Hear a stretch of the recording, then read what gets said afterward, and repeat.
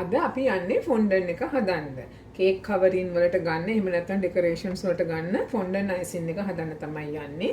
මේකට ඕන දේවල් ටික තමයි මේ තියෙන්නේ. මේකට ගන්නේ අන්ෆ්ලේවර්ඩ් ජෙලටින් එක. ඒකෙන් මේස හැඳි දෙකක් අරගෙන වතුර කෝප කාලක දිය කරලා ඒක විනාඩි 3ක් තියලා ඊට පස්සේ ඩබල් බොයිල් කරලා දිය කරගත්ත ජෙලටින් ටික තමයි මේ තියෙන්නේ. ඒකට අපි දාන්න ඕනේ corn syrup, glycerin, vegetable shortening. මම අරන් තියෙනවා මෙතන icing sugar gram 500ක් කිරලා අරගෙන තියෙනවා. දැන් අපි ඉස්සෙල්ලාම icing sugar ටික පැත්තකින් තියලා මේ මිශ්‍රණය හදාගමු. දැන් මේ ජෙලටින් ටිකට අපි දාගන්න ඕනේ glycerin වලින් මේස හැන්දක්.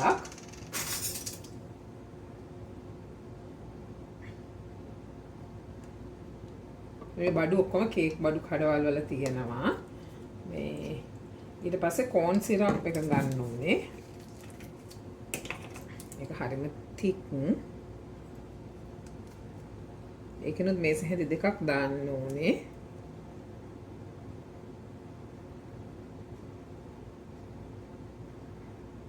ඒක light corn syrup ඒ වුණාට ඒක light උනත් thickness එකක් තියෙනවා.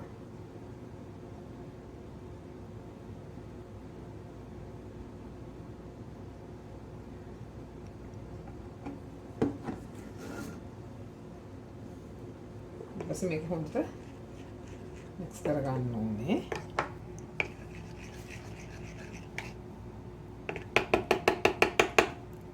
මික්ස් කරගෙන ඒකට අපි එකතු කරන්න ඕනේ vegetable shortening එකෙන්. ඒකනොත් මේස හැඳි දෙකක්.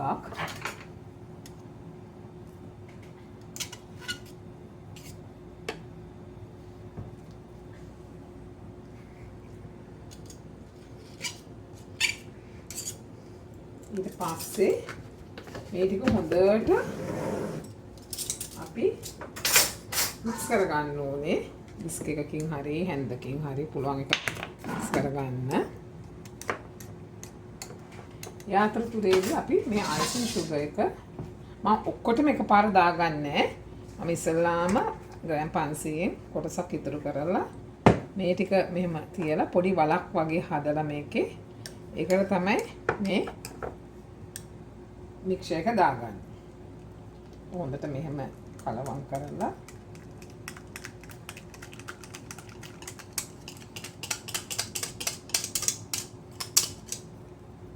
දාගෙන ඊට පස්සේ අපි මුලින්ම අපිට පුළුවන් මේ විස්ක් එකෙන්ම මේක කලවම් කරන්න. ඊට පස්සේ අපි මේක අතින් අනන්න ඕනේ. අපි ඉස්සෙල්ලාම මේක විස්ක් එකෙන් හොඳට මෙහෙම මික්ස් කරගමු.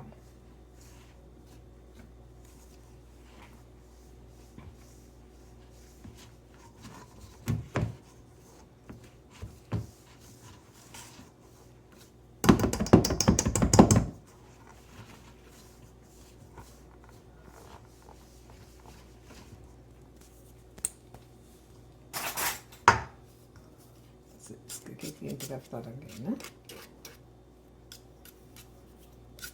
පුළුවන් මේක අතින් හොඳට අනා ගන්න. ඊපස්සේ ගන්න පුළුවන් අපිට මේක අතින් අල්ලන්න ඉස්සෙල්ලා අතේ vegetable shortening ටිකක් ගා ගන්න ඕනේ අපි. එතකොට අර අතේ ඇලෙන්නේ නැතුව මේ අතේ හොඳට vegetable shortening ටිකක් ගාගෙන මේක එහෙම හොඳට එකතු කර කර අනා ගන්න ඕනේ. ඊට පස්සේ මේ බෝඩ් එකක් අරගෙන පොඩ්ඩක් ඒකට vegetable shortening ටිකක් ගා ගන්න. දැන් මේ තියෙන්නේ අපි විනාඩි 5ක් අනාගත්ත මේ බෝලේ. මම දැන් අර අයිසින් ටික යූස් කරේම නැහැ. ඒ කියන්නේ මට දැන් මෙතන ගියේ අයිසින් ග්‍රෑම් 400ක් වගේ ප්‍රමාණයක්. කොහොමද එකපාරට ඔක්කොම අයිසින් ටිකට දාගන්න එපා. ඊට පස්සේ මේක හොඳට අනලා මෙතන බෝඩ් එකේ දාගෙන මෙහෙම ඇදලා මේක අනන්න ඕනේ. මේක හොඳට මෙහෙම අර ඉලාස්ටික් එක වගේ ඇදෙන්න ඕනේ. ඒක තමයි ෆොන්ඩන්ට් එකේ හරිම පදම. තේරෙනවනේ? ඒක ගන්න මෙහෙම බෝඩ් එක උඩින් තියාගෙන මෙහෙම එක අතකින් මෙහෙම අදින ගම දැන් අපිට තව චුට්ටක් මේකට ඇසස් එක දාගන්න පුළුවන්. ඒක අතට දැනෙනවා. අතේ ගෑවෙන්නේ නැති පදම කියන්නේ මොකක්ද කියලා. අන්න ඒක වෙන්න හොඳට මේක මෙහෙම ඇදලා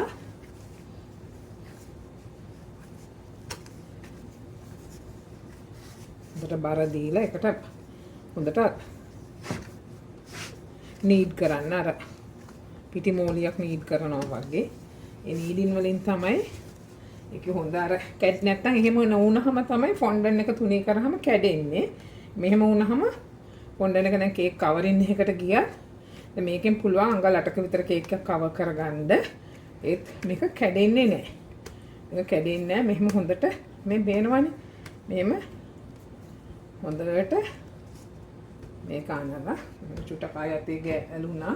ඒ ඇලෙනකොට ආයිම අයිසින් සුගර් චුට්ටක් දාන්න.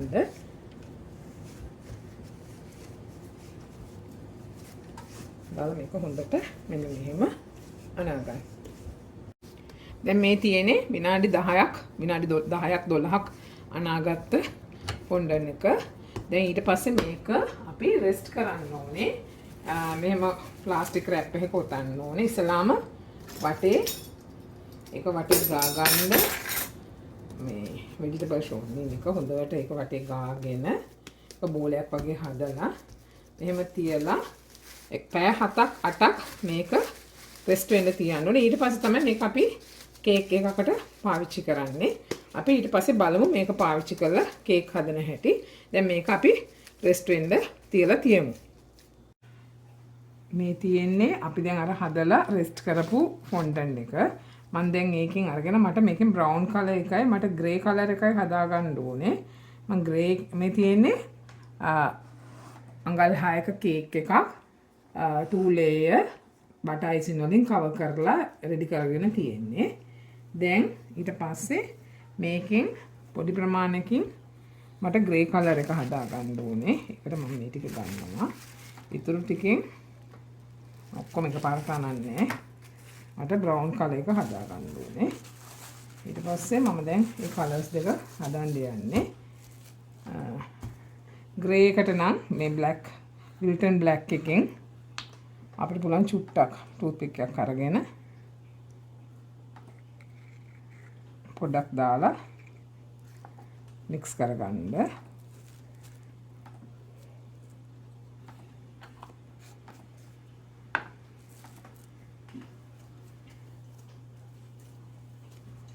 හොඳට ඒක කලවම් කරලා පොඩ්ඩක් කලර් එක බලන්න පුළුවන්. චුට්ටක් මේවා ඩ්‍රයි වෙනකොට පොඩ්ඩක් ඩාර්ක් වෙනවා. ඒ හින්දා ඒක ගැනත් කල්පනා කරලා කලර්ස් දානකොට දාන්න.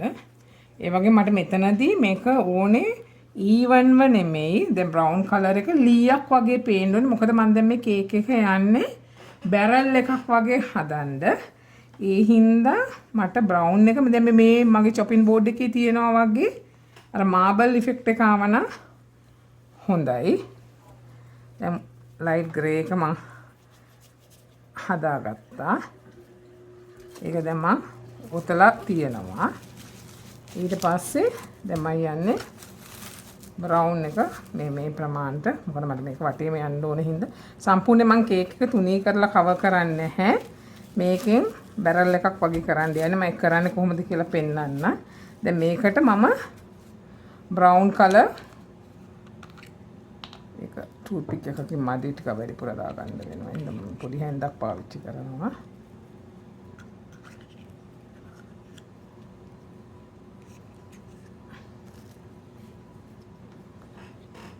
දාලා අනලා මේක බ්‍රවුන් කලර් එකක් හදා ගන්නවා. දැන් මේ බ්‍රවුන් කලර් එකට ඊට පස්සේ මම තව ටිකක් වැඩිපුර බ්‍රවුන් දාලා නමුත් ඒක හොඳටම මික්ස් කරේ නැහැ.